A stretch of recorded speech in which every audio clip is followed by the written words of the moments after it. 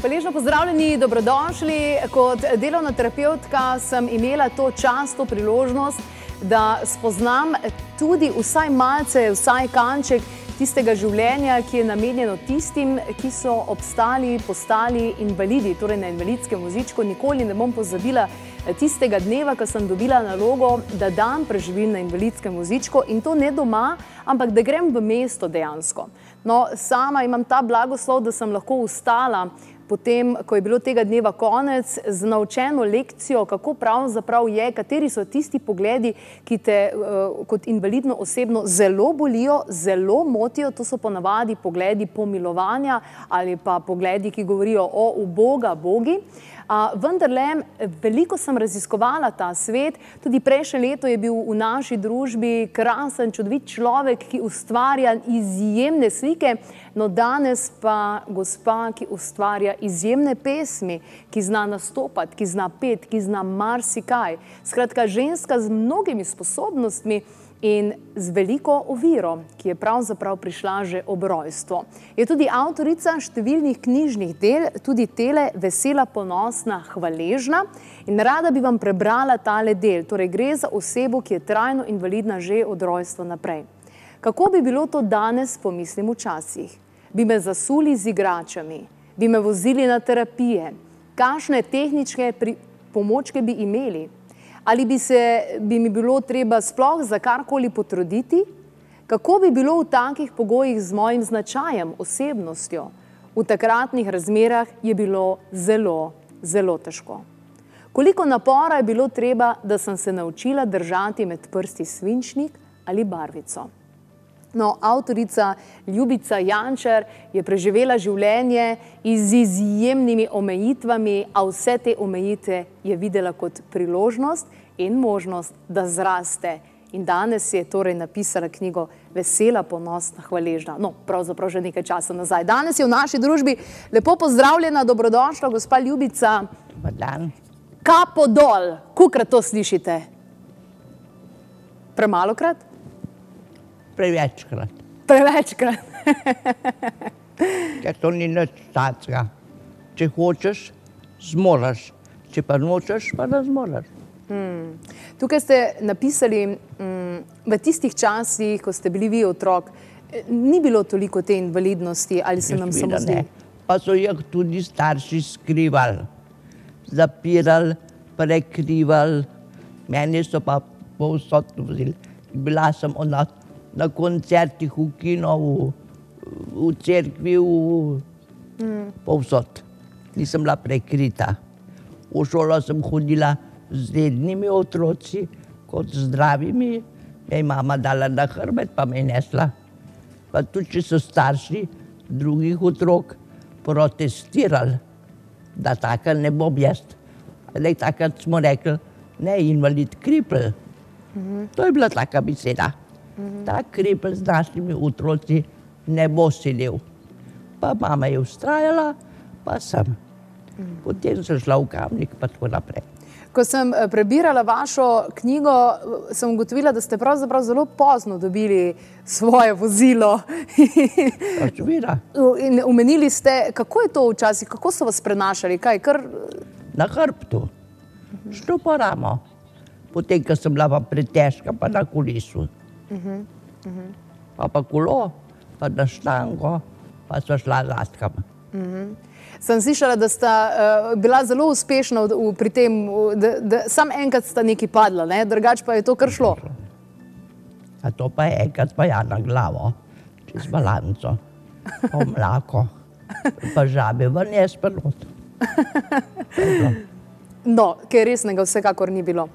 Tukaj sem se zelo zamislila, poznam kar nekaj staršev, ki imajo otroka, ki se je rodil z temi fizičnimi ovirami, in vidim, kako je to danes, kako živijo s tem otrokom, vozijo ga po celem svetu, zasipavajo s takimi. Kako vi opazujete vse to? To je lepo, meni je to všeč, ampak takrat pač ni bilo možnosti.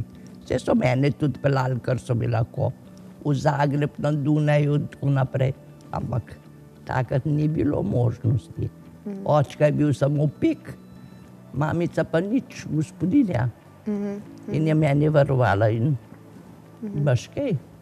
So bili pač taki časi. Sem pa v knjigi prebrala, da ste bili zelo iznajdljivi, da včasih, ko so kam šli, pa ste malo doma ostala, da ste se na drugem koncu znašla, pa nobenemu ni bilo jasno, kako ste tja prišla. Tako. Po kolenih, po riti, po trebuhu. Ali pa mamico sem hotela razbremeniti, ki je šla v Radovljico ali pa na Bled, pa sem jaz kuhno ribala. Pa je tekel vse posod je bilo mokro, samo tako bi pa treba, pa ne. Pa je še vedno potem morala sama poribati pa pobrisati. Ampak jaz sem probala. Pa ste bili od nekdaj tako pozitivno naravnana? No, vem. A ste imela kdaj krizo, da ste si rekla, zakaj sploh živim, če... To pa ne. Življenje je enkratno. Mislim, ko sem bila stara 22 let, so me želeli operirati v glavo, ker to je moja bolezen iz glave. In sem rekla, da ne, da meni je tako čisto lepo in da ne bom nič spreminjala. Wow. Kako pa gledate na vse ljudi, ki se danes obremenjujejo, da so, ne vem, preveč debeli, preveč suhi, preveč vitki, preveč gor pa dol, pa depresije, pa anksioznosti? Zaradi tega, ker ne najdejo enega drugega smisla. Si, kakor še si. A ne, lahko pa sam tudi malo na tem delaš. To je pa gotovo. Recimo, zakaj bi se jaz basala s hrano, če imam dovolj kil, pa ne porabim kalorij. A je tako? In če sediš, nimaš kaj toliko jesti. Drugi pa kar samo v hrani najdejo to lažbo in ne vem kaj še vse. Treba kaj drugega najti. Vi ste svoj smisel našla tudi kot pevka, kaj ne da? Tako, v glasbi sploh, pa moja mamica je igrala citre. In smo vse doma, karkoli se je delalo, smo zraven prepevali. Samo ta mlajša sestra moja, ni imela posluha nič. Ta starejša pa ja. Pa od nje mož tudi potem, pa smo veliko peli. No, kasneje ste tudi ustanovili ansambel Pikolov. Ampak to je bilo pa v Kamniku. To je bilo v Kamniku, ne? Ja. In ste celo bili v oddaji Pokaži, kaj znaš. Ta prva, ja. Ta prva, zmagala. In ste napisala, da še zdaj hranite škatlo kuhinjske tehtnice, ki ste jo dobili za nagrado. Tako je. A res, še zdaj imate to škatlo? Seveda. No, evo, to pa je ena taka zadeva. Pa vas ni bilo nič, ljudje takle, ki pridejo k meni v oddajo, pa velika te rečejo, ja, pa imam tremo, pa sem vas vprašala prej, pa ste rekla, ne, sem se sama odločila, da pridem. Kakšno tremo, zakaj? Noben na meni ne seka drva. Pa tudi takrat, ko ste šli na Pokaži, kaj znaš, vas ni bilo nič, da bi vas bilo strah, kaj bojo pa zdaj rekli, kot so rekli takrat, Kripl, zdaj kaj dela na odru. Ne. To pa zame sploh ni obstajalo. Enkrat ste fajn potegavščino naredili na enemu fantu, a ne? Ja, se tam več ne vem, kjero mislite. Ja, tisto, ko se spomnite, dajte nam to povedati malo, to je pa res fino. A se spomnite takrat, ko ste en fantje, nekaj za na morje, pa tak? Ja, to sta bila pa dva fanta, to je bil časopis v Delu. Ja? Oglas, da iščeta dve dekleti Slovenki, ki bi šle na potepanje z njima po Jadranu. In mamica mi je prav, no, ljuba, prijav se, tebi je tako zmeram dolg čas. Zmeram jamraš, da je tle na balkonu dolg čas, pa bo šla na morje. To sem rekel, prav, bom pa napisala. In seveda je bilo na ta račun zelo veliko smeha, od sestre, mož sestra, daj piš, a upaš. Seveda upam. Pa smo imeli drug dan piknik. Zato, ker sem jaz upala to prijavo napisati. Kaj pa pol? Ja, potem sem pa pozabila na to. Pa čez en mesec je se v enem deževnem vremenu, enem aprilu, se pojavil en avto pred hišo, a ne, pa en šarmanten patič pride ven in mene išče. Kaj, pa nisem mogla razumeti, no, pa sem se pa spomnila, a ne. Sem rekla, saj vem, da mi ne bo ta vzela sabo na morje, a ne, ampak kavo pa dobita. In tako smo jih povabili na kavo. Seveda, preden sem jaz prišla do vežnih vrat, je avto že odpeljal in ne bo ta nikdar več v življenju sigurno ne dala. Punc iskala, ne? Kakšno po časopisu iskala. No, potegavščine, kak je z vašim izpitom z matematike bilo, ha? Ja, no. Drugo sem poslala, če nisem znala sama. Jaz sem šla pa k frizerju, pa je bilo. Se pravi, vi k frizerju, ena druga je pa na vas... Tako, izpit naredila, pa je bilo. Šofer pa na fuzbal tekmo pa. Divja liga. Ja, no. Zato pa jaz govorim, ne govorite, da je danes mladina. Danes imajo več možnosti za lumparije. Zato je danes več takih, a ne. Mi smo pa takrat počeli take lumparije, ki smo jih lahko. To nam bile dosegljive. Tukaj ste zapisali, potem, ko ste bili v skupnosti z ostalimi, ki so imeli tako podobne izzive v življenju, da ste trdno prepričani, da se telesno hudo prizadet mlad človek samo v taki skupnosti lahko pripravi na življenje v odraslosti. Tako pa ja, ker mi smo pa tam mogli. Ne da si. Če se ti je pošla podrla, se ti je pa podrla. Si pa ležal na tleh. Dokler niso prišli taki mojstri, da so to popravili. Ampak danes velikokrat vidimo starši, ki se jim rodi takšen otrok, s težkim srcem ga dajo v kakšno skupnost, pol pa se sami kar razbremenijo. Kako, glede na to, da ste, kaj vse ste preživela, kako gledate na to, kaj bi svetovala takšnim staršem? Vsekakor treba, da starši dajo otroka iz rok, ne glede kakšen je, da se nekoliko postavi na svoje noge, pa da sam začne živeti, ker je to drug človek.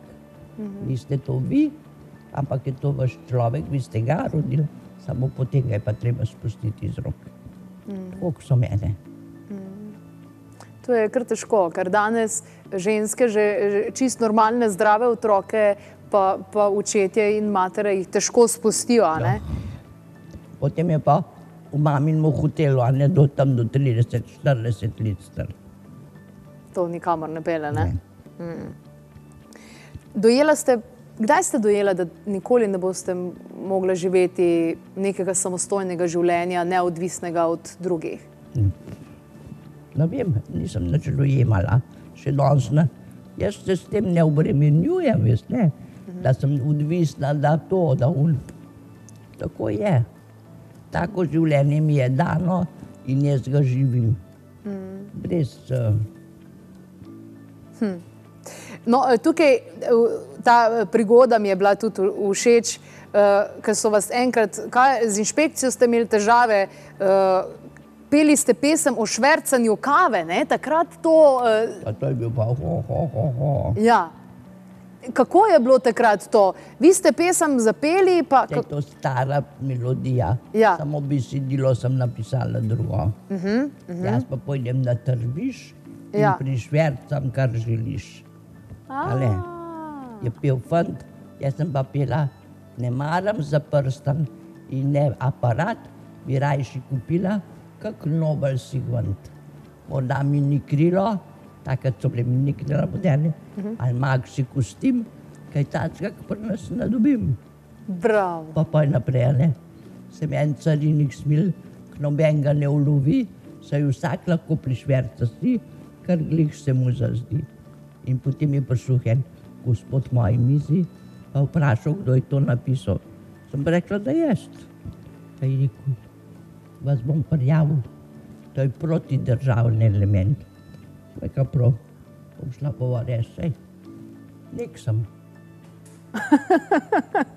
No, to se je vsekakor dobro končalo. Veliko pesmi imamo tudi tukaj, tale šopek, Postojte ljudje, eno bom tudi prebrala kasneje, če mi boste dovolili. Sicer pa ste soustvarjali tudi z krasnim človekom, ki pa je izjemen tudi v slikanju, kaj ne da? Poglejmo si, kako je bilo, ko je bil v naši družbi prejšnje leto. Verjemite mi, da vsakokrat, ko zjutraj vstanem, imam težave, zato ker me je pač hrbtenica, ampak s tem živim, zato ker sem se mogel tega navaditi. In prej, ko se navadiš, boljše je. Ker če nekaj uvičkaš od prej, kaj je bilo, to je pa vse. Moraš nekaj na novo ustvarjati, nekaj početi. In seveda, takrat, ko človek nekaj počne, takrat tudi pozabi na bolečino in tudi lažje te bolečine premaguje. Takole, tole je bil gospod Žnidaršič, v moji družbi pa danes Ljubica Jančar, avtorica mnogih knjig, tudi svojo zgodbo ste zapisali. Na šluk sem jo prebrala o popoldanskem toniku, ki ga pijem. Nisem je mogla spustiti z roke, ker nisem pravzaprav vsega prebrala. Prebrala in ugotovila pa sem tudi to, koliko ste pravzaprav prispevala k miselnosti in k temu, da je treba urediti okolje, ki je primerno tudi za vozičkarje. Opa, ja. Je bilo to težko? Kako se je pravzaprav začelo? Enostavno na način, da pač težiš, dokler nekaj ne naredijo, ali kako? Ne. Greš pa se obesaš na pločnik, pa visiš, dokler kdo naprije. Potem pa rečeš, prosim, policaja poklicati. Če pa ni policaja prok, pa župana. In tako vam je uspelo? Ja. Wow. Izjemno. Jaz bi tale trenutek prebrala, če dovolite, tole vašo Postojte. Se mi zdi, da je tako čudovita ravno zaradi tega časa, ki je zdaj. Dovolite? Ljudje, kam se vam tako mudi? Kam tako hitite? Postojte za trenutek. Ljudje, postojte ob bistrem potoku, ob majhni drobni cvetki, pod mogočnim starim drevesom. Ljudje, postojte ob meni, ki ne moram hiteti za srečo, ki odhaja z vami. Postojte ob meni in mi podarite srečo vaše bližine. Wow, res izjemno. Vas je v življenju marsikaj doletelo, tudi diagnoza, ki ste jo očitno odpikali. Diagnoza rak, ne? Tudi, ja. Tudi pa to. Me ni hotel. Rak me ni hotel. Nisem bila dovolj okusna. Kako pa gledate na smrt? Je to nekaj, kar se bojite ali nekaj, kar nimate nekega? To more pridati. To je naravno. To pa res ne. Samo upam, da bom tukaj, kot sem. Da bo to zdaj moj res zadnji dom. Ker zdaj pa res, mislim se več seliti in vandrati po svetu. Kar velikrat ste se selila, kolikokrat približno? Ja, ne 7-krat. Oh, Ljubica, to je v redu. Jaz sem se do zdaj 14-krat. Tako da še imate malo fore, kar se tega tiče. Največje bogatstvo, ki ste ga ugotovili, da je v življenju, kaj bi to bilo, po vašem mnenju? Ja, vem več. Evroti? Dajte mir. Še to. Denar. Zame je prijateljstvo. Prijateljstvo. To je bitno. Odlično. Ker brez tih pa ne bi mogla vse to prinašati, res ne.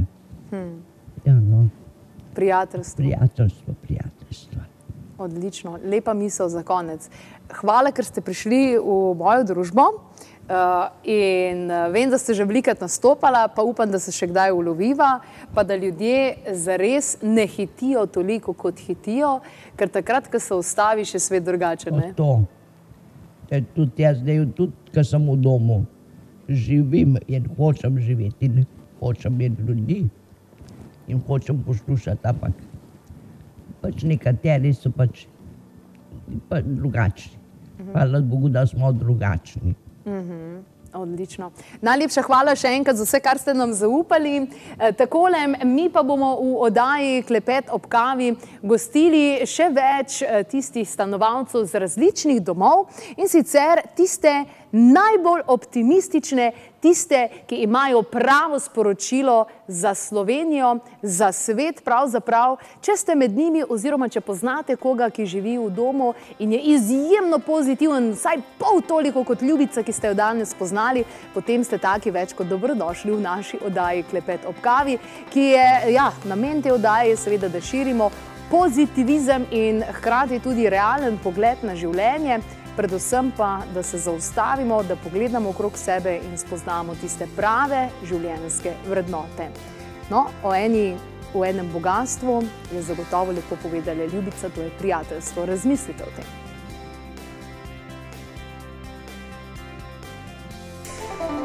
No, ena izmed stvari iz področja sibirske fitomedicine, o kateri smo veliko govorili, je seveda olje altajske princese.